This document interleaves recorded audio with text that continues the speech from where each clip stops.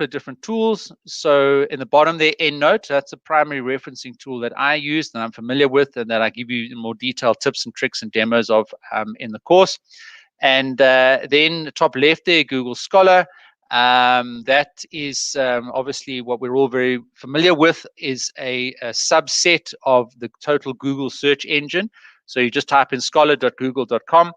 And if you haven't done that, go and do that. But remember, don't rely on that to give you a full systematic literature review of all the available research. From the perspective of the importance in the search rankings, this is very important.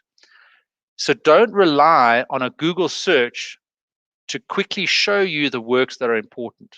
Okay, you will need to understand within your faculty, within your field, what are the journals, what are the authors, what are other people's sites, etc., that you need to go directly to through the academic databases. The way that I teach Google Scholar is when you already know what the reference is what the source is that you want to reference. You can then quickly go and type that into Google Scholar and get that metadata and quickly load that into EndNote. Google Scholar is not advisable to search comprehensively for sources. Initially, absolutely fine. When you're still developing a topic, when you're still entering into the field, you start to still get some familiarity with stuff, by all means, go and type in Google Scholar, go type in Bing, go type in Microsoft, go look in your library, go read the newspaper. But eventually, you're going to be converging. And when you get, and I teach in my how to write a research proposal, you have different lines of inquiry. And when you get to that overlapping sort of middle section that you need to focus in on, that's going to be very much more targeted on your academic databases. And the tips and tricks that I teach you is in referencing with regards to Google Scholar is a lot more about when you already know what the source is. Okay, so I just want to put a proviso there on Google Scholar.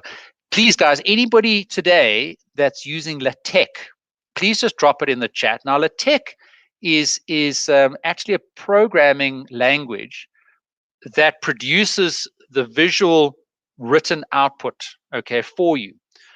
Microsoft Word is what's called what you see is what you get. As you type in Microsoft Word, what you're writing in is exactly what is going to be printed out on the printer or converted into PDF to be submitted to your examiner. When you type a report into LaTeX, you're actually typing it in coding language. And if any of you have used it, please do pop a note in the comment. I'd love to chat with you because it's quite tough to learn.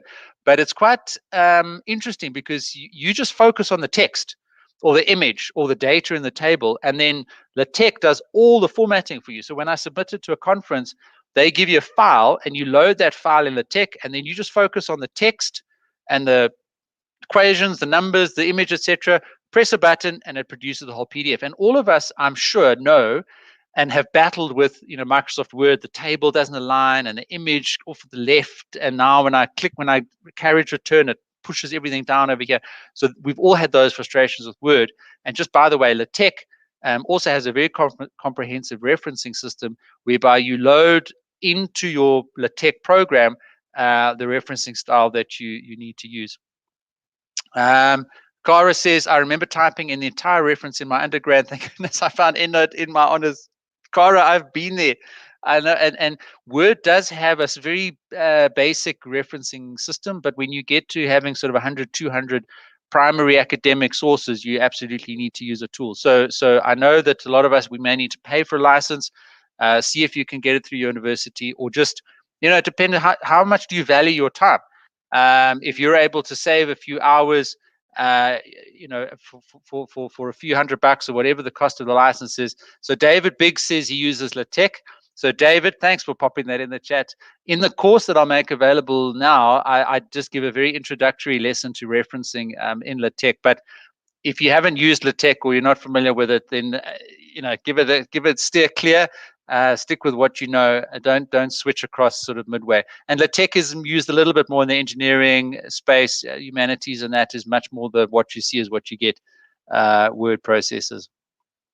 Lucinda says, I've never heard of EndNote. I have a feeling it's going to be a very valuable video for me. Lol. Okay, fantastic, Lucinda. So Even more than this video is going to be the course that I'll make available to you just now, because I take you through a series of lectures over a couple of hours with some assignments and activities and stuff in there, that you can go and then get to grips with EndNote and have a look at it for yourself even before you make a final decision. So today I'll put a couple of screenshots up so that you can see exactly what it looks like. But again, listen, to my big thing is how much do you value your time?